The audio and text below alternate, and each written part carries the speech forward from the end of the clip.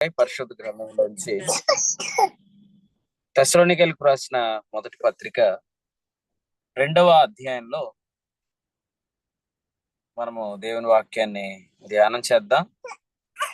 తెస్సలోనికైలకు రాసిన మొదటి పత్రిక 2వ అధ్యాయంలో 13వ వచనాన్ని చదువుకుందాం. 2వ అధ్యాయం 13. ఆ హేతువు చేతను మీరు దేవుని గూర్చిన వర్తమాన వాక్యము మా వలన అంగీకరించినప్పుడు మనుషుల వాక్యమని ఎంచక అది నిజంగా ఉన్నట్టు దేవుని వాక్యమని దానిని అంగీకరించితిరి గనుక మేమును మానక దేవునికి కృతజ్ఞతాస్తుతులు చెల్లించున్నాము.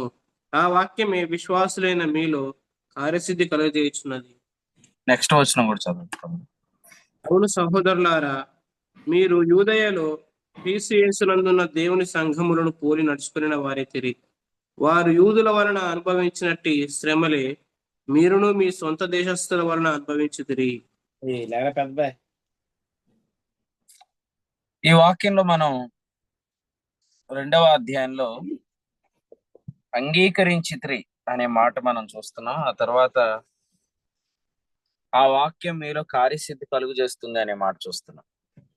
మనం చాలాసార్లు చెప్పుకునేటట్టుగా వాక్యం అంగీకరించడం వరకు మనం చేయగలిగితే ఆ తర్వాత ఆ వాక్యమే లోపల నాటుబడి కార్యం జరిగిస్తుంది. చాలాసార్లు వాక్యాన్ని అంగీకరించే విషయంలో మనము ఆటంకపరుస్తూ ఉంటాం. ఎందుకంటే కొన్నిసార్లు వాక్యము మన విశ్వాసంలో ఉన్న లోపాన్ని తీర్చడానికి మనతో మాట్లాడుతున్నప్పుడు వాక్యాన్ని మనం అంగీకరించడానికి ఇష్టపడం. యాకోబు 1:21లో అందుకనే వాక్యాన్ని అంగీకరించేటప్పుడు సాత్వికం అవసరం అని చెప్పాడు. సాత్వికముతో అంగీకరించండి అన్నాడు. ఎందుకంటే అంగీకరించగలిగితే చాలు, అది లోపల నాటబడి మన ఆత్మలను రక్షించటకు శక్తి గల వాక్యం.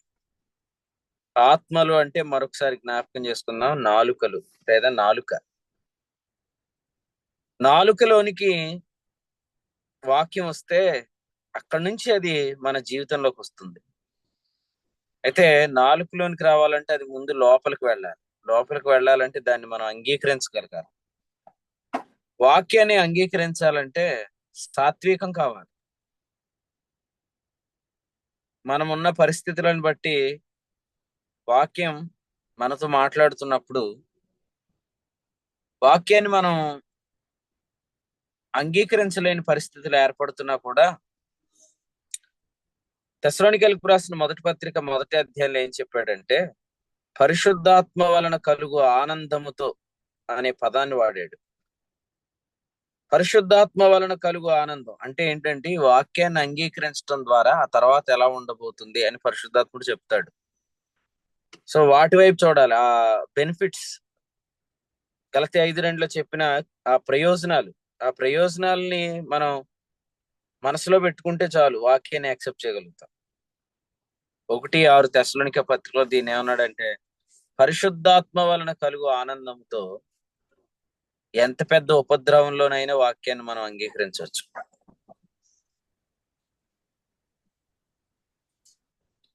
పరిశుద్ధాత్మ వలన కలుగు ఆనందంతో ఎటువంటి పరిస్థితులైనా మన వాక్యాన్ని యాక్సెప్ట్ చేయొచ్చు. పరిశుద్ధాత్మ వలన కలుగు ఆనందం అన్న ఒకటే, సువార్త వలన కలుగు నిరీక్షణ అన్న ఒకటే. కొలసి 1:23లో ఏమో సువార్త వలన కలుగు నిరీక్షణ అని ఉంది, ఇక్కడేమో పరిశుద్ధాత్మ వలన కలుగు ఆనందము అని ఉంది. రెండు ఒకటే. వాక్యం మనం వింటున్నప్పుడు ఆ వాక్యము అంగీకరించిన తర్వాత ఏం జరుగుతుంది అనేవి మనం నోట్ చేసుకోవాలి. నేను ఇలా ఉంటాను, అలా జరుగుతుంది, ఇలా జరుగుతుంది, అలా అవుతుంది అని ఏదైతే వాక్యం చెప్తుందో వాటన్నిటిని నోట్ చేసుకొని వాటిని మనం ఊహిస్తూ ఓకే అలా జరిగితే ఇలా ఉంటది కదా, ఇలా అవుతుంది కదా అని ఆ ఫెయిత్ ఇమాజినేషన్ తో ఆనందంతో మనం వాక్యాన్ని అంగీకరించగలుగుతాం. లేదంటే వాక్యాన్ని మనం బయట పెడతాం. చూడండి, ఎన్నో సంఘాలు కట్టి ఎంతో పరిచయం చేసిన అపోస్తుడైన పౌలు కొరింథీయులకు రాసిన 2వ పత్రిక 7వ అధ్యాయంలో అంటున్నాడు, మీ హృదయములలో మమ్మల్ని చేర్చుకొనుడి అంటున్నాడు. అంటే ఇల్లు కట్టినోడినే ఇంటి బయట నిలబెట్టే పరిస్థితులు వస్తాయి కొన్నిసార్లు. కొరింథీయులకు రాసిన 2వ పత్రిక 7వ అధ్యాయంలో పౌలు ఏం చెప్తున్నాడంటే 2వ వచనంలో, మేము ఎవరికి అన్యాయం చేయలేదు, ఎవరిని చెరుపులేదు, ఎవరిని మోసం చేయలేదు. కొన్నిసార్లు మనం విచిత్రం ఏంటంటే మన వారికే మన ఇంట్రో మళ్ళీ ఇచ్చుకోవాల్సి వస్తుంది, మనల్ని కూర్చుని ఉపోద్ఘాతం. 2వ పత్రిక 3వ అధ్యాయంలో పౌలు గారు ఏమన్నారు? మీ యొద్ద నుండి అయినను, మా యొద్ద నుండి అయినను, లేదా మీ యొద్దకైనను మీ యొద్ద నుండి అయినను సిఫారసు పత్రికలు మాకు అవసరమా అన్నాడు. అంటే సిఫారసు పత్రిక అంటే ఏంటి? ఇదిగోండి ఈయన ఎలాంటి వాడు, ఈయన ఫలానా విశ్వాసి, ఫలానా రోజు రక్షించబడ్డాడు, బాప్తిసం పొందాడు, అప్పటి నుంచి సంఘ సహవాసంలో ఉన్నాడు, నమ్మదగిన వాడు, యథార్థవంతుడు, ఇతను చేర్చుకోండి అని రాసేది సిఫారసు పత్రిక. తెలియని వారికి పరిచయం చేయడానికి రాసే సిఫారసు పత్రిక. పౌలు ఏమంటున్నాడు? సిఫారసు పత్రిక అవసరమా అంటే అర్థం ఏంటి? మనం ఒకరికొకరం తెలియబడని వారం కాదు, అయినా కూడా చూడండి 7వ అధ్యాయంలో ఏమంటున్నాడు? మళ్ళీ 2వ వచనంలో, మమ్మును హృదయములలో చేర్చుకొనుడి. కొన్నిసార్లు ఏం ఆశ్చర్యపోక్కర్లేదు, కొందరు మనల్ని హృదయం బయట నిలబెట్టారంటే, మన విషయంలో అపార్థం చేసుకున్నారంటే, మనల్ని వెలివేస్తున్నారు హృదయంలో నుంచి అంటే మనం ఆశ్చర్యపోవాల్సిన అవసరం లేదు. ఎందుకంటే దేవుని వాక్యమే కొన్నిసార్లు బయట ఉంటుంది అనమాట. యాక్సెప్ట్ చేయరు వాక్యాన్ని.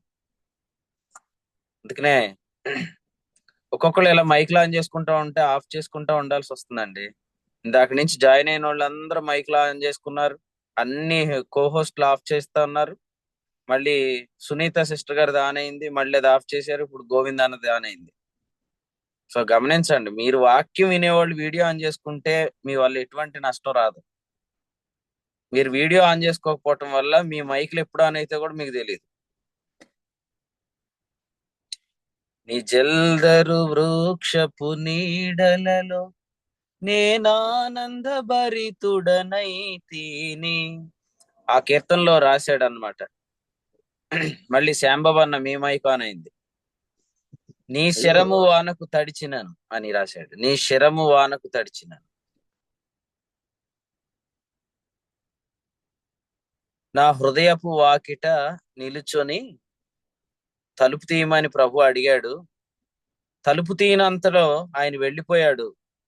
అయితే రాత్రి అంతా ఆయన శరము వానకు తడిచిపోయిందని పరమగీతంలో వ్రాసిన మాట అన్నమాట. అంటే ప్రాణప్రియుడు ఎంత సౌందర్యవంతుడో, ఆయన నాకు ఇచ్చిన స్థానం ఏంటో అనేది మొదటి అధ్యాయంలో చెప్పాడు.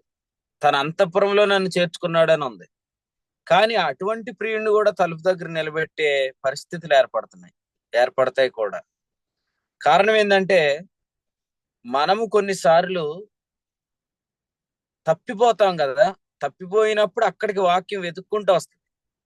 చూడండి, మనం తప్పిపోయి వెళ్ళిపోయినప్పుడు వాక్యం ఆడికి వెతుక్కొని వస్తే, నన్ను వెతుక్కుంటూ వచ్చావా అని దగ్గర తీసుకొని హత్తుకునే బదులు, మనం తప్పిపోయామని దానికి తెలిసిపోయిందనే మనము దాన్ని తట్టుకోలేమన్నమాట. అంటే వాక్యాన్ని గాని, వాక్యం అందించే వారిని గాని మనం తప్పిపోయామన్న సంగతి వాళ్ళకి తెలిసిపోయిందని చెప్పి వాళ్ళు మనల్ని చిన్న చూపులు చూస్తారేమో, భవిష్యత్తులో మనల్ని కింద పెడతారేమో అనే భయంతో మనం చేసే పని ఏంటంటే వారిని కూడా హృదయానికి బయట పెట్టేస్తాం, వారిని కూడా మనం వెలివేసేస్తాం. అందుకనే ఈ వచనంలో పౌలు రాస్తున్నాడు ఏమనంటే, మమ్మల్ని మీ హృదయంలో చేర్చుకోండి అంటున్నాడు. ఎవరైనా చెప్పాలంటే 3వ అధ్యాయంలో చెప్పాడు కదా ఆయనే, నేను నేర్పరి అయిన శిల్పకారుని వలె పునాది వేసి తిని, మీరు దేవుని గృహము వ్యవసాయమై ఉన్నారు, నేను నాటి తిని అన్నాడు. అంటే వారు వ్యవసాయం అయితే ఈయన నాటినవాడు, వారు గృహం అయితే ఈయన పునాది వేసినవాడు. కానీ ఇప్పుడు ఏమైంది? ఆయనే బయట ఉండిపోయాడు, హృదయంలో చేర్చుకోమని అడుగుతున్నాడు. కాబట్టి ప్రియులారా, భవిష్యత్తులో ఈ పరిస్థితులు మన జీవితాల్లోనికి రాకుండా ఉండునట్లుగా మీ అందరితో ప్రభు పేరట నేను ఏం చెప్తున్నానంటే, అసలే సేవకుడిగా నన్ను గాని, లేకపోతే మీకు ఉపకారం చేసిన వారిని గాని మీరు ఎప్పుడు బయట పెట్టకూడదంటే, మా ద్వారా మీకు వస్తున్న వాక్యాన్ని మీరు ఎప్పుడు బయట పెట్టకండి. చాలు. వాక్యాన్ని మీరు ఒక రాత్రంతా బయట పెట్టద్దు. ఒకవేళ ముఖం మీద కొట్టినట్టు వాక్యం వచ్చినా కూడా ఒక 10 నిమిషాలు అటు ఇటుగా యాక్సెప్ట్ చేసేయండి. ఎందుకంటే ఆ వాక్యం లోపలికి వెళ్ళిన తర్వాత మీ నాలుకలోనికి వస్తుంది. అంతవరకు మీ నాలుకలోనికి రాలేదు. మీ నాలుకలోకి వచ్చిన తర్వాత అది మీ జీవితంలోకి వస్తుంది. ఎన్నోసార్లు మనం చెప్పుకుంటున్నట్లుగా వాక్యం అనేది మనము మనసుతో ఆలోచించకూడదు. వాక్యం అనేది మనసుతో ఆలోచించకూడదు. ఎందుకంటే ఎఫెసీ పత్రిక 3:8 ఏముంది చూడండి. శోధింప సఖ్యము కాని క్రీస్తు ఐశ్వర్యం అన్నాడు. ఎఫెసీ పత్రిక 3:8-11 తెలుగు బైబిల్లో కలిసి ఉన్నాయి. అక్కడ ఏముందంటే శోధింప సఖ్యము కాని క్రీస్తు ఐశ్వర్యం అన్నాడు. అంటే మనం దానిని అసలు శోధించలేం. మనం దానిని అడుగుజాడలు పట్టని అశక్యము కాని అని రాసాడు పుట్టినట్లు. అంటే దాన్ని మనము గెస్ కూడా చేయలేం, ఎక్స్పెక్ట్ చేయలేం. అటువంటి అప్పుడు మనం మనసుతో పరిపరి విధాలుగా ఆలోచన చేసి దాన్ని లాజికల్ గా రీజనింగ్ చేసి మనం దాన్ని బయట పెట్టకుండా హృదయపూర్వకంగా దాన్ని యాక్సెప్ట్ చేయాలి కదండి. ఇప్పుడు మనల్ని పైనుండి కిందకి స్కాన్ చేస్తే తప్ప మనల్ని బస్ స్టేషన్ లో కానీ, రైల్వే స్టేషన్ లో కానీ, ఎయిర్పోర్ట్ లో కానీ లోపలికి యాక్సెప్ట్ చేయరు. కానీ పరలోకంలో యేసుక్రీస్తు ద్వారా మనం ధైర్యం, నిర్భయమైన ప్రవేశం పొందాం. భవిష్యత్తులో ఏడు బాంబులు ఎడతాడని తెలుసు ఆయనకి సంఘాల్లో. అయినా ఏం చేశాడు? ఫస్ట్ అయితే వచ్చామన్నాడు లోపలికి, అంతే.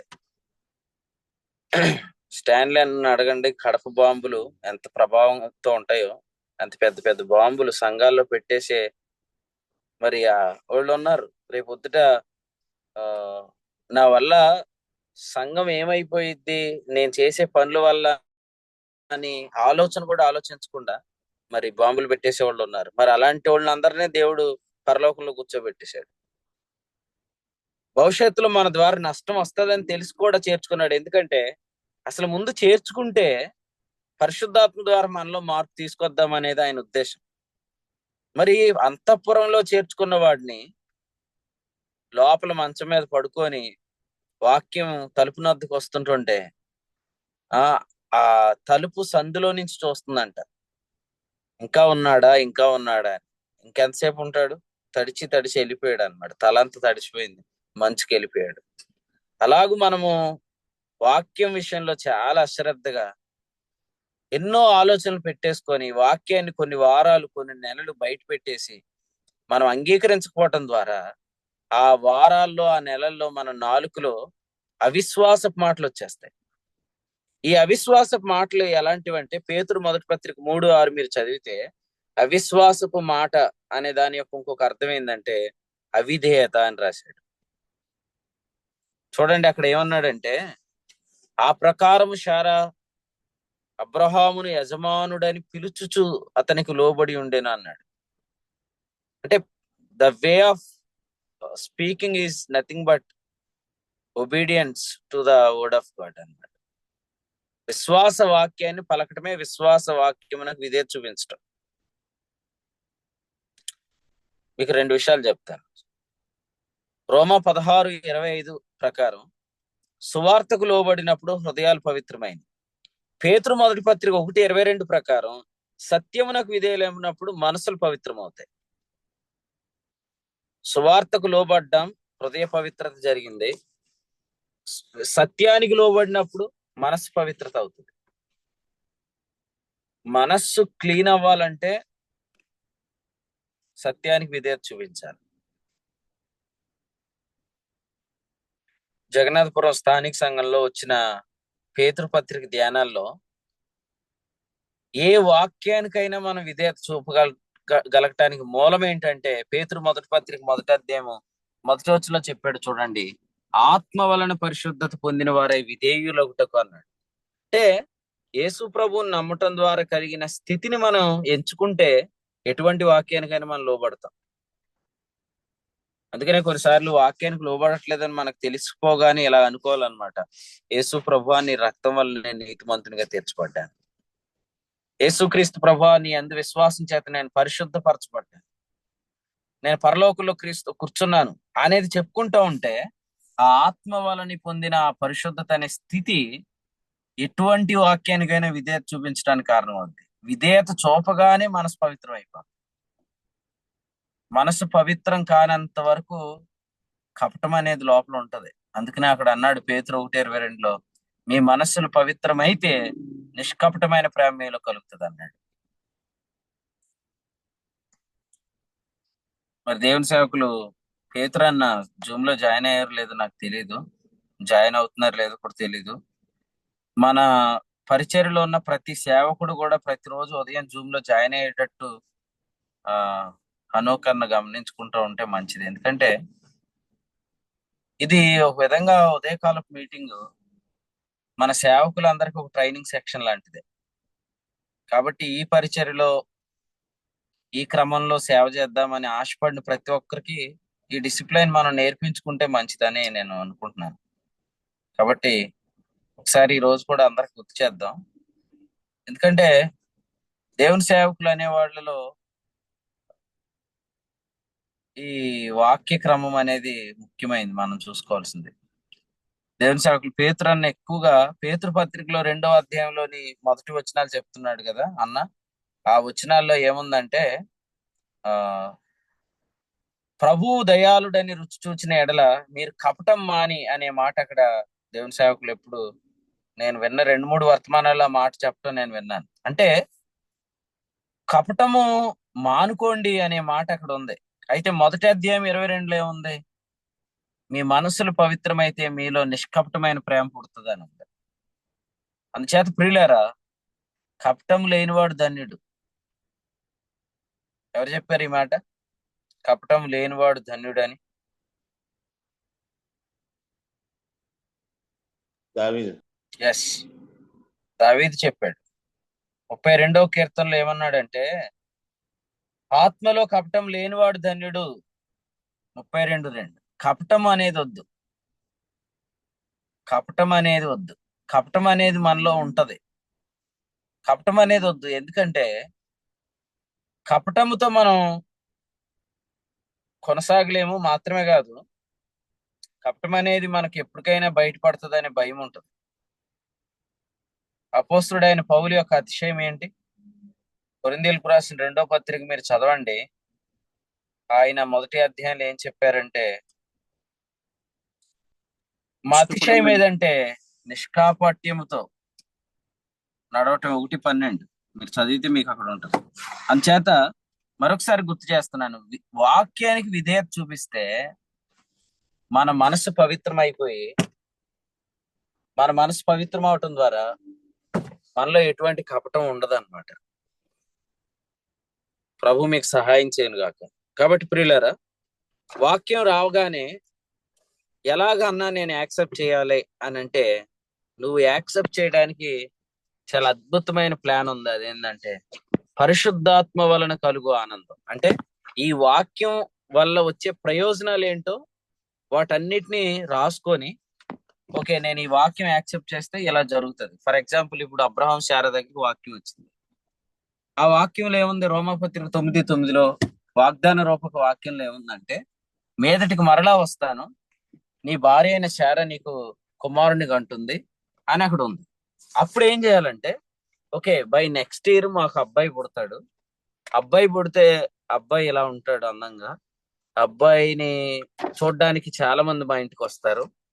సో అబ్బాయి మాకుంటే చాలా మంది మమ్మల్ని అవమానపరిచిన వాళ్ళందరూ సిగ్గును అందుతారు. సో ఎలాగూ అంటే దాన్ని ఏమంటామంటే సువార్త వలన కలుగు నిరీక్షణ అంట. ఈ నిరీక్షణ ఎప్పుడు ఏం పుట్టిస్తుంది? లాజరస్ అన్న, సువార్త వలన కలుగు నిరీక్షణ అంట కొలసి 1:3లో చెప్పాడు, విశ్వాసాన్ని కలిగిస్తుంది. అంటే ఆ నిరీక్షణ మనకి ఫెయిత్ ని పుట్టిస్తుంది. సువార్త వలన కలుగు నిరీక్షణ నుండి తొలగిపోక అన్నాడు. తొలగిపోక అంటే అర్థం ఏంటంటే, మనం ఎంత చక్కగా ఆ నిరీక్షణ ఆలోచించి డే స్టార్ట్ చేస్తాం కదా, ఆఫ్టర్నూన్ మనము ఎక్కడికైనా వెళ్ళాము, ఈలోగా ఎవరో మనకు తారసపడ్డారు, వాళ్ళు మనతో ఏదేదో మాట్లాడేస్తారు, చెత్త మాట్లాడేశారు అనుకోండి, అప్పుడు మళ్ళీ ఆ నిరీక్షణ పోతుంది. అప్పుడు మళ్ళీ ఏం చేయాలి? ఆ నిరీక్షణ మళ్ళీ జ్ఞాపకం చేసుకోవాలి. అందుకనే అన్నాడు కొలస్సీ 1:23లో, ఆ నిరీక్షణ నుండి తొలగిపోక విశ్వాసాన్ని మందు నిలిచి ఉండిన ఎడల మీకు సమాధానం కలుగుతుంది అన్నాడు. సమాధానం కలిగి ఉంటే చాలు. ఎందుకంటే సమాధానం ఏం చేస్తుంది? మన హృదయం యొక్క తలంపులకు ఆలోచనలకు కావలి కాస్తుంది. ఫిలిప్పీ పత్రిక 4:4. అంటే ఇంకా బ్యాడ్ థాట్స్ రావన్నమాట. ఫెయిత్ కి విరోధమైన ప్రతి తలంపును కాళ్ళ క్రిందేసి తొక్కేదాని పేరు సమాధానం. సమాధానం కలగటానికి మూలం నిరీక్షణ వలని, ఆ నిరీక్షణలో నిలుచుండటమే. అసలు మీరు ఇంత అడ్వాన్స్డ్ జనరేషన్ లో పుట్టారు గాని, మనం అందరం కూడా అపోస్తుడైన పౌలు రాసిన పత్రికల్లో ఉన్న వాక్యాల లోతు చూస్తే పిచ్చెక్కిపోద్ది మనకు. ఎందుకంటే అసలు కొలసి 1:23 చదవండి, మీకు ఆ ఒక్క వచనంలో ఎంత లోతు ఉందో. అసలు ఆకాశము క్రింద ఉన్నట్టు సమస్త సృష్టికి ప్రకటించబడినట్టునైనా సువార్త వలన కలుగు నిరీక్షణ నుండి తొలగిపోక విశ్వాసమందు నిలిచి ఉండినేడల ఇది మీకు కలుగును. పాత నిబంధనలో సమాధానం కలుగును గాక కలుగును గాక కలుగును గాక అన్నారు, కానీ అది ఎలా కలిగిద్దో పౌలు ద్వారా దేవుని ఆత్మ మనతో మాట్లాడుతున్నాడు. సంఖ్యాకాండం 6వ అధ్యాయం 24వ వచనంలో ఇశ్రాయేలీలకు సమాధానం కలుగును గాక అని అహరోను కుమారులు దీవిస్తారన్నమాట, లేదా యాజకుడు దీవిస్తాడు చేతులెత్తి. సంఖ్యాకాండం 6:24లో షాలోం సమాధానం కలుగును గాక అనే మాట. లూకాసు వార్త 24:50 బేతనీ నుండి ప్రభు అయిన యేసుక్రీస్తు ఆయన ఆరోహణమైతే తన 2 చేతులెత్తి ఆశీర్వదించాడు.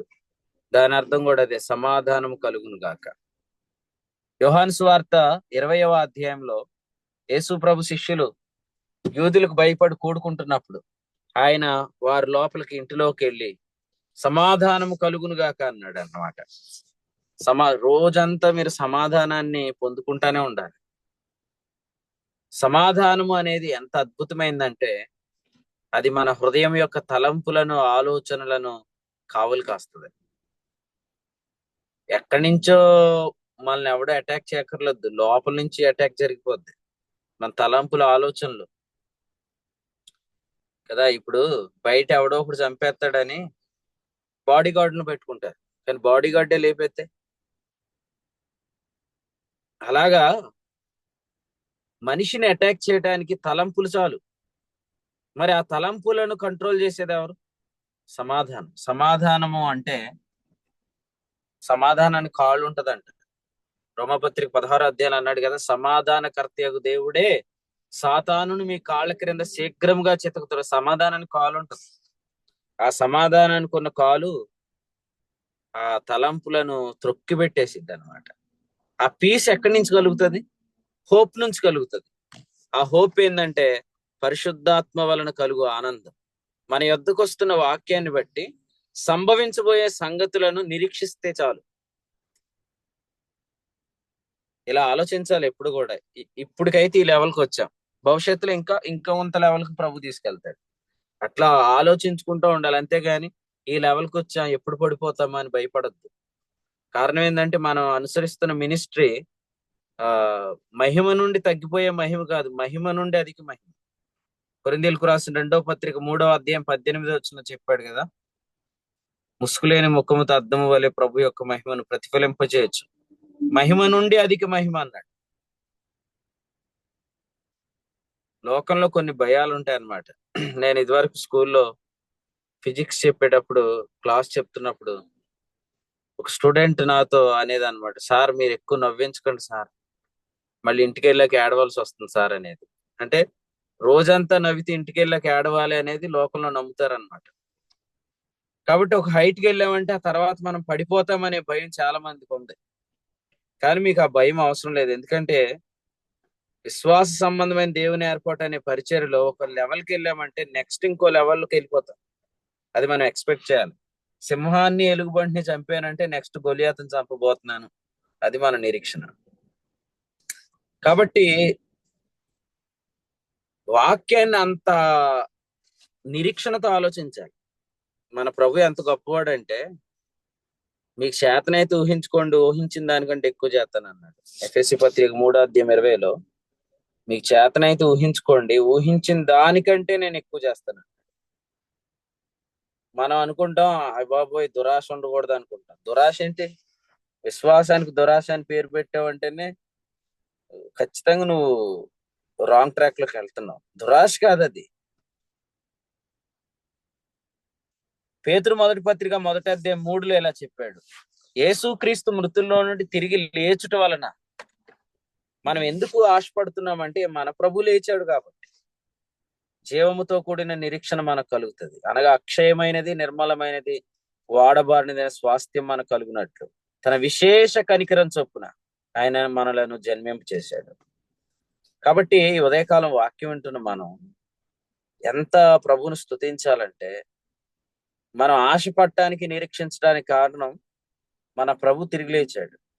మన ప్రభు అక్కడికి వెళ్ళాడు కాబట్టి అక్కడి నుంచి పంపుతాడు. ఇప్పుడు మన వాళ్ళు దుబాయ్ వెళ్తే మనం ఎంత బాగా అడిగేస్తామండి, నువ్వు వచ్చినప్పుడు అది తీసిరా, ఇది తీసిరా. అమెరికా వెళ్ళారు అనుకోండి, అమెరికా చాక్లెట్స్ కావాలని అడుగుతారు లేదా? మన ప్రభు వెళ్ళింది అమెరికా కాదు, దుబాయ్ కాదు, అత్యున్నతమైన స్థానానికి వెళ్ళిపోయాడు. ప్రపంచంలో ఎవరెస్ట్ శిఖరం ఎక్కిన మనుషుడు ఉన్నాడు. అయితే దేవుని కుడిపార్శ్వం స్థానానికి వెళ్ళిన మొట్టమొదటి మనుషుడు ప్రభు అయిన యేసుక్రీస్తు.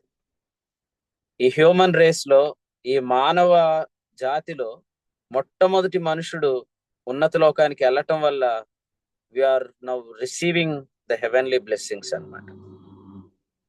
ఆనాడు తోటను సేద్యపరచుటకు నరుడు లేడు కాబట్టి వాన లేదు. ఈ రోజు తోటను సేద్యపరచడానికి పరలోకంలో నరుడు ఉన్నాడు కాబట్టి వర్షం కురుస్తుంది. ఎలా కురుస్తుంది అన్నాడు ఈ కృపావర్షం? ఇది నీ నమ్మకత్వమే ప్రభువా, కడవరి వాన కురియుచున్నది. కడవరి వాన కలలతో కురుస్తుంది. ఫెయిత్, ఇమాజినేషన్, దర్శనాలు, విశ్వాసపు ఊహలు, ఇవన్నీ కూడా వర్షంలో భాగంగా వస్తున్నాయి. మీరు చూడండి, ఐగుప్తులో సూచక్రియలు వర్షాలు ఏమొచ్చినాయి? వడగండ్లు వచ్చినాయి. కానీ క్రొత్త నిబంధన సూచక్రియలు వర్షంలో ఏమొస్తున్నాయి? గిఫ్ట్స్, పరలోకం నుండి బహుమానాలు కురుస్తున్నాయి. నిన్న నేను భాషతో పాట పాడుతున్నాను అన్నమాట. పాడుతూ పాడుతూ శ్యామ్ మీద చేయేసి పాడుతున్నాను. సాధారణంగా శ్యామ్ మీద చేయేసి నేను పాడుతూ ఉంటుంటే నా పాట అయిపోయేదాకా ఉండి ఉండి ఉండి అన్నాడు, పాస్టర్ గారు మీరు నాలో ఏదో రిలీజ్ చేశారండి అన్నాడు. సో ఆ ఫెయిత్ చాలు. ఇక చూడండి, సాధారణంగా చెయ్యేస్తే ఇప్పుడు పిల్లలు ఏమనుకుంటారు, ఫ్రెండ్ లాగా చేసాడు, దగ్గర లాక్కొని చేసాడు, ప్రేమ చూపాడు అనుకుంటాడు. కానీ అసలే ఆ ఫెయిత్ చూడండి, పిల్లల్లో కూడా ఎటువంటి విశ్వాసం ఉందంటే, ఇంపార్టేషన్ అంటే నాలోనికి ప్రభు ఏదో పంపిస్తున్నాడు అనే నిరీక్షణ పిల్లల్లోకి వచ్చేసింది. ఇప్పుడు ఆ స్త్రీ యేసు ప్రభు వస్త్రాన్ని ముట్టినప్పుడు, అంతకుముందు ఆయన మీద చాలా మంది పడుతున్నారు. పేతురే అక్కడ రిపోర్టర్, TV9 రిపోర్టర్ ఎవరో కాదు, అక్కడ పేతురు ఉన్నాడు. పేతురు ఏమన్నాడు, చాలా మంది యేసు ప్రభు మీద పడిపోతున్నారు కదా, TV9 రిపోర్టర్ అడుగుతారు కదా TV9 నుండి, చెప్పు పేతురు, అక్కడ ఏం జరుగుతుంది? పేతురు చెప్తున్నాడు, చాలా మంది యేసు ప్రభు మీద పడిపోతున్నారు. యేసు ప్రభు ఏమంటున్నాడు చెప్పు, ఇంతమంది పడిపోతే నన్ను ఎవరు ముట్టుకున్నారు అంటున్నాడు అన్నాడు అనమాట. ఇంతమంది పడిపోయారు కానీ వాళ్ళు ఎవరికి ఆయన ముట్టుకుంటే ఏదో జరిగిద్దన్న నమ్మకం లేదు, కానీ ఆ మొక్కదానికే ఉంది. సో అదే విధంగా ఈ రోజు కడవరి వాన ఎంత గొప్పదంటే, జకర్యా గ్రంథం 10:1 చెప్పినట్లుగా కడవరి వాన దయచేయమని మీరు ప్రార్థన చేయండి. ఇది హైదరాబాద్ లో వచ్చిన రెవల్యూషన్. కడవరి వాన కురవాలని మీరు అడగండి అని అన్నాడు. ఎందుకంటే కడవరి వర్షంలో దేవుడు ఈ విశ్వాసపు కలలు, విశ్వాసపు దర్శనాలు మనకిస్తాడు. ఈ వర్షం కురవటానికి కారణం ఏంటి? ఒకప్పుడు అక్కడ నరుడు లేడు, ఇప్పుడు నరుడు ఉన్నాడు. ఆ ఉన్నత లోకంలోకి నరుడు వెళ్ళాడు. ఇప్పుడు మీరు చెప్పండి, మనవాడు ఉన్నప్పుడు బంతిలో కూర్చుంటే మనకు కావలసిన ఐటమ్స్ అన్ని మనకు వస్తాయి. మన ప్రభు అక్కడికి వెళ్ళాడు కాబట్టి ఇప్పుడు మనకు కావలసినవన్నీ వస్తాయని నిరీక్షణ కలిగి ఉండటం తప్ప. సుమంత్ అంటే ఏంటి చెప్పు? సు అంటే మంచి, మంత్ అంటే మంచి నెల. కాబట్టి మార్చి నెల మంచి నెల. స్టార్టింగ్ లోనే మీరు ఎక్స్పెక్ట్ చేయండి, మార్చి 1 ఏమనంటే మంచి జరగబోతుంది ఈ నెలలో. మనకి దేవుడు చాలా గొప్ప కార్యాలు చేయబోతున్నాడు. మీరు అనుకోవచ్చు, దేన్ని బట్టి నమ్ముతున్నారన్నా అనంటే, మన ప్రభు అయిన యేసుక్రీస్తు లేచాడు కాబట్టి. సో మీరు ప్రతి నెల ఎక్స్పెక్ట్ చేయొచ్చు. కొంతమంది ఏప్రిల్ నెలలో కాదు, ప్రతి నెలలో ఫూల్ అవుతారు. వాళ్ళు గలతీ 3:1 ఉన్నారు. మన ఫూలిష్నెస్ నుంచి యేసు ప్రభు నాలో విడుదల పొందాం కాబట్టి ఇప్పుడు ప్రతి నెల మంచి నెలే. 3వ నెల ఆరంభం అందే, నిర్గమకాండం 19 అధ్యాయం చదవండి మీరు. 3వ నెల ఆరంభం అందే వారు సేనాయి చేరారు, కానీ మనం 3వ నెల ఆరంభంలో సియోనును చేరాం. కాబట్టి now we are at the mount Zion, మనము సియోను కొండ దగ్గరికి చేరాం. కాబట్టి 3 అంటే యేసు ప్రభు తిరిగి లేచిన దినం కదా. కాబట్టి పేతురు 1:3లో చెప్పాడు ఏమనంటే, యేసు క్రీస్తు లేచాడు కాబట్టి జీవముతో కూడిన నిరీక్షణ అన్నాడు. కాబట్టి అక్షయమైన నిర్మలమైన వాడబారిని స్వాస్థ్యం కలుగుతుంది. ఆయన పిల్లలమయ్యాం కాబట్టి అట్టి నిరీక్షణ కలిగి ఉండాలి ఎప్పుడు కూడా. ఏమి లేకపోయినా కూడా, మీరు ఏమి జరిగినా కూడా జరగలేదు అన్నట్లుగా సాతాను మిమ్మల్ని భ్రమపరుస్తున్నా కూడా ఇంకా మీరు ముందుకు చూస్తూ, నేను ఆయన కొడుకును కదా, నేను ఆయన సమస్తానికి వారసుడిని కదా, దేవుడు నాకు ఎందుకు మేలు చేయడు అనే నిరీక్షణ పెట్టుకోవాలన్నమాట. ఫైనల్ గా ఒక చిన్న మాట చెప్పి నేను ముగిస్తాను. నిన్న రాత్రి మేము ఒక చోట కూర్చొని ఇట్లాగే మాట్లాడుకుంటున్నప్పుడు ఒక డాక్టర్ గారు ఏం చెప్పాడంటే, ఓ పేషెంట్ డిశ్చార్జ్ అయిపోయిన పేషెంట్ గురించి మాట్లాడుతూ, ఇక లాభం లేదు తీసుకెళ్ళిపోండి అన్నప్పుడు వాళ్ళు వచ్చి కాళ్ళ మీద పడి, ఎంత కావాలంటే అంత ఇస్తామండి, దయచేసి బ్రతికించండి, ఎంతైనా ఇస్తామని అనగానే, డిశ్చార్జ్ చేశాం కదా ఇక కుదరదు, ఇక లాభం లేదు ఇంటికి తీసుకెళ్ళిపోండి అని అన్నారు. అప్పుడు కాళ్ళ మీద పడి, లేదు లేదు లేదు, ఎంత కావాలంటే అంత ఇస్తామనే మాట ఫోన్ చేసి, పేషెంట్కి ఏమైంది ప్రాబ్లం సార్, లోపల తీసుకెళ్లి శాచురేషన్ చెక్ చేయండి ఏంటి అని అడిగి వాళ్ళు ఆ ప్రాబ్లం సాల్వ్ చేసేసారు. ఆ మాట ఒక ఆయన నాకు చెప్తున్నాడు అనమాట. ఆ సందర్భంలో నేను ఇలా చెప్పాను. అంటే వాళ్ళు చేయగలిగింది కూడా కొన్నిసార్లు చేయరేమో కదా అని అంటే, అప్పుడు ఆయన అంటున్నాడు రిస్క్ తీసుకోరు అని. కాబట్టి మీరు ఆలోచిస్తే డాక్టర్స్ కానీ, నేను అప్పుడు వెంటనే నాకు పెంటపాడులో చెప్పిన వాక్యం గుర్తొచ్చింది. అందుకనే ఆల్ఫా ఒమేగా నేనని ప్రభు చెప్పాడు. ఒమేగా అంటే అర్థం ఏంటంటే, డాక్టర్స్ చెప్పేది కూడా ఫైనల్ వర్డ్ కాదు, ప్రభు చెప్పేదే ఫైనల్ వర్డ్. అంటే ఎవరు ఏం చెప్పినా కూడా అది ఫైనల్ గా మీరు తీసుకోకండి. ఎందుకంటే ఒమేగా వాళ్ళు కాదు, ఒమేగా మన ప్రభు అయిన యేసుక్రీస్తు. ఎవరు ఏది చెప్పినా ఇంకా అయిపోయింది నీ జీవితం. ఒక ఆయన నా గురించి ఇలా అన్నాడు అనమాట, ఇంకా చాప్టర్ క్లోజ్ అయిపోయింది అన్నాడు. చాప్టర్ క్లోజ్ ఎలా అవుతుంది? అవదు. ఆయన అవనివ్వడు, ఎందుకంటే ఆయన ఒమేగా కదా. మీ గురించి కూడా చాలా మంది చెప్పుంటారు, రేపటికి ఈ పాటికి నువ్వు అయిపోతావని, కానీ అవ్వవు, ఎందుకంటే ఒమేగా ప్రభువే. కాబట్టి ఆలెఫ్ తవ్ నేనే అని ప్రభు చెప్పాడు. ఇంకోటి చెప్పమంటారా? నాకు నిన్న ఈ మాట చెప్పిన తర్వాత నేను వస్తూ మళ్ళీ వాక్యాన్ని ప్రభు దగ్గర పొందుకున్నాను. ఏమనంటే, ఆ ప్రభు ఇలా చెప్పాడు, అతడు నా నామమును ఎరిగిన వాడు కనుక నేను అతన్ని గనపరిచేదనని. ఎందుకు ఈ మాట చెప్తున్నాడు ప్రభు? నిన్న మన సందీప్ అన్న కుమార్తె బర్త్డే ప్రార్థన చేస్తున్నప్పుడు ప్రభు నాకు ఇచ్చిన వచనం ఏంటంటే, ఆ కుమార్తె గురించి, దీర్ఘాయువుతో నేను నిన్ను తృప్తిపరిచేదను, ఐ విల్ సాటిస్ఫై, నేను నిన్ను దీర్ఘాయువుతో తృప్తిపరిచేదను అనే వాక్యం నేను చెప్పాను. అప్పుడు అక్కడే ఇంకో మాట ఉంది, అది నా గురించి ప్రభు చెప్పాడు. అదేంటంటే, అతడు నా నామం ఎరిగిన వాడు కనుక నేను అతన్ని ఘనపరిచేది. అప్పుడు మళ్ళీ ఆలోచిస్తున్నాను, ప్రభా నీ నామం ఏంటి? ఆలెఫ్ టౌ నేనే అన్నాడు, అల్ఫా ఒమేగా నేనే అన్నాడు. వెంటనే నేను ప్రభుని స్తుతించాను. సో డాక్టర్స్ చెప్పేది కూడా ఫైనల్ కాదు, ఇంకా మనం హోప్ పెట్టుకోవచ్చు. వెంటనే నేను మాట్లాడుతుంటుంటే నాతో మళ్ళీ ప్రభు చెప్పాడు ఇంకో మాట, నేను అది కూడా చెప్పాను, అది చెప్పి మీతో నేను ఈ వాక్యాన్ని ముగిస్తాను. అదేంటంటే, డాక్టర్స్ కానీ ఇంకెవరైనా కూడా మనల్ని అందరిని ఒకేలా చూడరు. ఒక్కొక్కరికి ఒక్కో ప్రయారిటీ ఉంటది, లేదా ఒక్కొక్కళ్ళని వాళ్ళు ఒకేలా చూస్తారు. కానీ దేవునికి ప్రతి ఒక్కరు సమానమే. నేనెంతో నీవెంతో మనందరం ఇంపార్టెంట్ ఆయనకి. కాబట్టి యేసుక్రీస్తుని ఆయన అప్పగించినప్పుడు, యేసు ప్రభు ఎవరెవరి కొరకు చనిపోయాడు? హెబ్రీ 2:9, ప్రతి మనుషుని కొరకు. ప్రతి మనుషుడు అంటే every one is very important. నీవు చాలా పాస్టర్ గారు ఒక్కడే ఆయనకి ఇంపార్టెంట్ కాదు, సంఘ పెద్దలు ఇంకొంత ఇంపార్టెంట్ కాదు. మీరు సేనాయి కొండ దగ్గర చదివితే మోషేనేమో పైకి రమ్మంటాడు, ఆ 70 మంది పెద్దలనేమో అక్కడ దాకా రమ్మంటాడు, మిగిలిన వాళ్ళు పైకి వద్దంటాడు. కానీ ఇప్పుడు మనల్ని అందరిని ఒకే స్థానంలో కూర్చోబెట్టాడు. ఎఫెసీ పత్రిక 2:7 మీరు చదివితే, హెబ్రీ పత్రిక 2:10 మీరు చదివితే, కుమారులందరిని ఒకే మహిమకు తెచ్చాడు. కాబట్టి దయచేసి అపార్థం చేసేసుకోకండి. సాతాను వాడు చాలా మోసగాడు. వాడు ఏమంటాడంటే ఆ వాళ్ళకి ఇస్తున్నంత ప్రయారిటీ నీకు లేదు, వాళ్ళకి ఇస్తున్నంత ప్రాముఖ్యత నీకు లేదు అంటాడు. కానీ దేవుడు మనల్ని అందరినీ కూడా కొడుకుల్లాగా ఒకే ఒకే పిలిపిచ్చాడుగా. నేను తండ్రి అని పిలుస్తాను, నువ్వు తండ్రి అని పిలుస్తావు.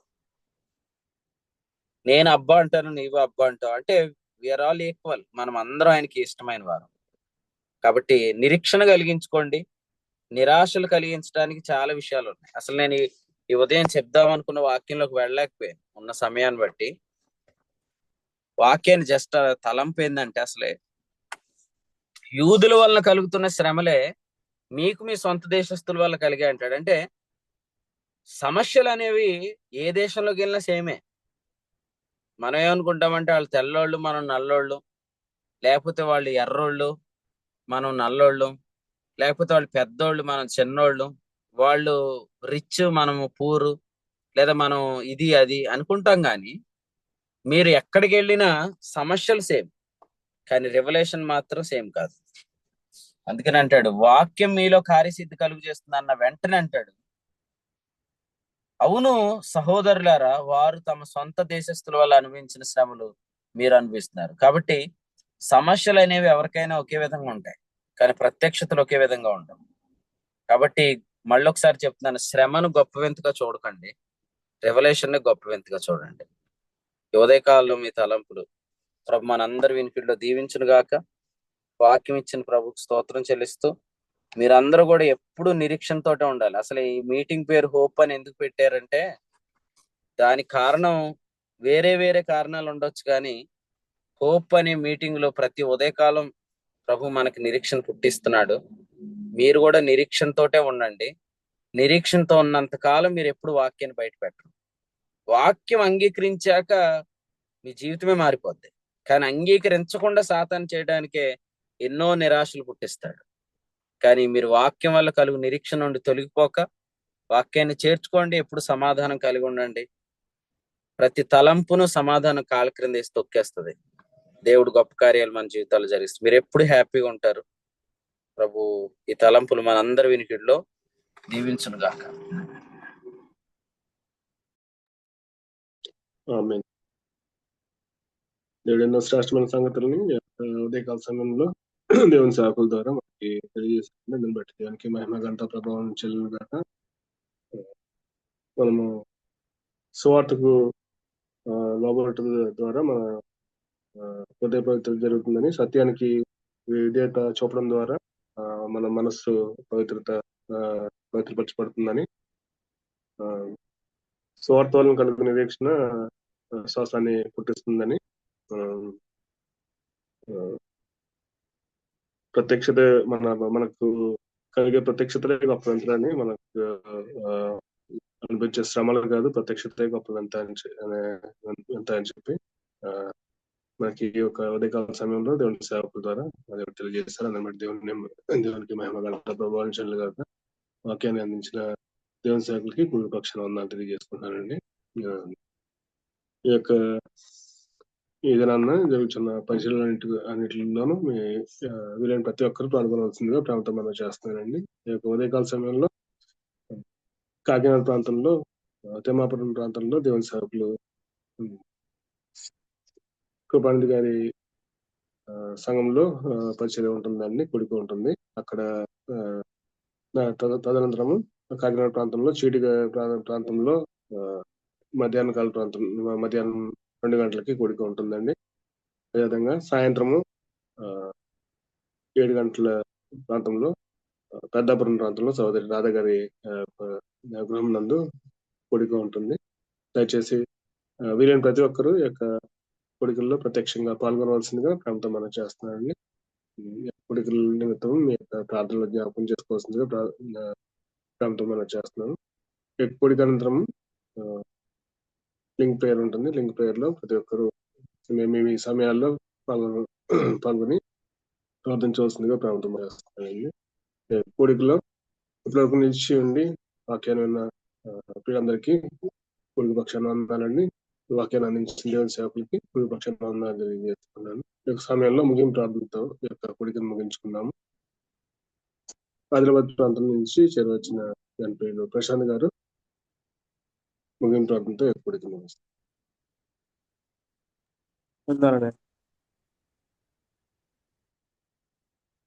పరిశుద్ధులైన దేవా, నీకు వందనాలు, స్తోత్రాలు చెల్లిస్తున్నాం. మీ మహా కృపను బట్టి ఉదయకాల సమయంలో మీ సేవకుని వాడుకొని మాకు అందించిన శ్రేష్టమైన వర్తమానం బట్టి మీకు వందనాలు చెల్లిస్తున్నాం.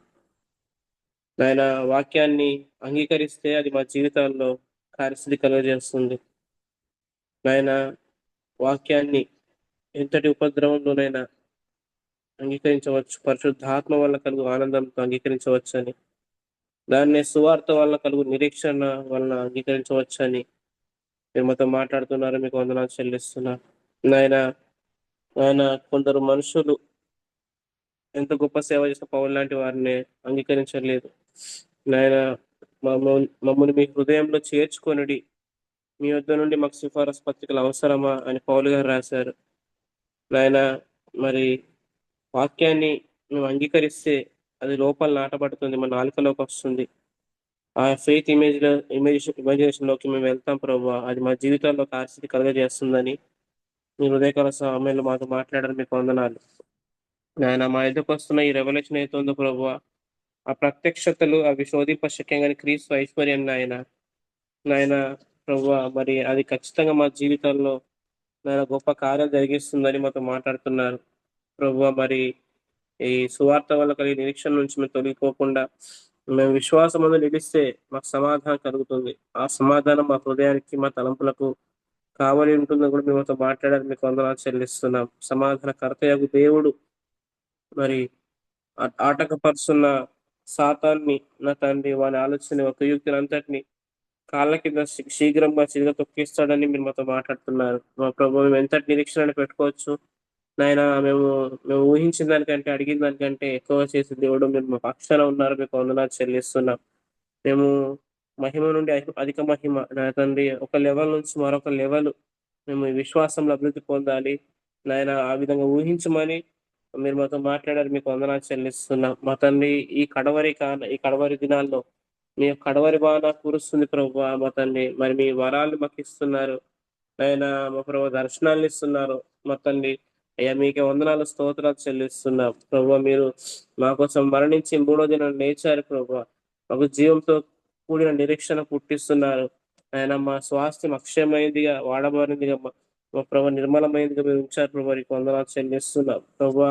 మీరు మాకు చెప్తున్న వాక్యమే అది మాకు ఫైనల్ నాయన. అల్ఫా ఒమేగా నీవే ప్రభువా నాయన. మరి నాయన, పరిస్థితులు ఎలా ఉన్నా నాయన, మరి కానీ మీరు చెప్పే మాటనే మాకు ఫైనల్ ప్రభువా నాయన. ఎందుకంటే మీరు ప్రతి మనుషుని కొరకు ప్రాణం పెట్టారు, ప్రతి మనుషుని కొరకు మరణాన్ని రుచి చూశారు ప్రభు. నీకు వందనాలు చెల్లిస్తున్నాం నాయన. మాకు సంభవిస్తున్న సంగతులు, ఆ శ్రమలు ఏదో వింత సంభవించినట్టు మేము ఆలోచించుకోండి నాయన. మా ఎదుకు వస్తున్న ప్రత్యక్షతలు, మా ఎదుకు వస్తున్న వర్తమాన వాక్యమే అయ్యా గొప్ప వింత అని మరొకసారి మీరు అవసరం ద్వారా మాకు జ్ఞాపకం చేసి మనం బలపరిచారు. అందుకు మీకు వందనాలు చెల్లిస్తున్నాం నాయన. ఇంతవరకు మీరు ఇచ్చిన సహాయాన్ని బట్టి మీకు వందనాలు. కూడికి నడిపించిన ప్రియుల సదస్సులను బట్టి, అలాగే శ్రద్ధగా వర్తమాన వాక్యం విన్న దేవుని సేవకుని బట్టి, వారి కుటుంబాన్ని బట్టి, అలాగే ప్రియ సహోదరులందరిని బట్టి, అలాగే దేవుని సేవకుని బట్టి, వారి కుటుంబాన్ని బట్టి మీకు వందనాలు చెల్లిస్తూ ప్రభావ మీకే సమస్త మహిమ ఘనత ప్రభావం చెల్లిస్తూ, వారి దేవ ఈ దిన పరిచర్య అంతలో మీరు తోడుగా ఉండండి. మీ వర్తమాన వాక్యాల కోసం ఎదురు చూస్తుండగా అయ్యా, మీరు శ్రేష్టమైన తలపుల ద్వారా మమ్మల్ని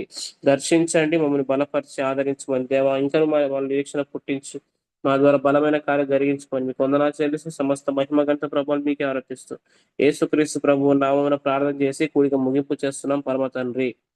ఆమేన్. ప్రియులందరికీ వందనాలండి. ఆమేన్. అందరికీ వందనాలండి.